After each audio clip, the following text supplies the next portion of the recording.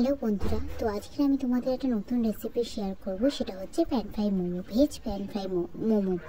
তো এটা তৈরি করার জন্য ফার্স্টে আমি ময়দা নিয়ে নিয়েছিলাম। সেটা ময়াম দিয়ে ভালো করে মেখে তেল দিয়ে অল্প রেস্টের জন্য আমি ছেড়ে দেবো।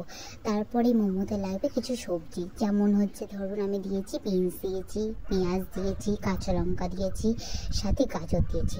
এবার এই সবজিগুলো একটু নুন, চিনি, চিলি ফ্লেক্স দিয়ে ভালো করে মেখে হালকা গরম তাওয়াতে এগুলো নেড়ে নেবো। নেড়ে নিলে এগুলো কাঁচা যে গন্ধটা সেটা বেরিয়ে যাবে। তো এটা ভালো করে নেড়ে নেওয়ার পর তারপরে লুচির মতন করে ময়দাটা ভালো বেলে নিয়েছি, তার মধ্যে পুরটা দিয়ে মোমো স্টাইলে শেপগুলো নিয়ে এসেছি। এবার সেগুলো ডাইরেক্ট গরম তেলেতে আমি ভেজেছি। আপনারা চাইলে স্টিম করেও ভাজতে পারেন বা এটা স্টিম করেও খেতে পারেন। তো ভালো করে ভাজার পর এগুলো লাল লাল হয়ে যাওয়ার পর তারপর তুলে নিয়েছি।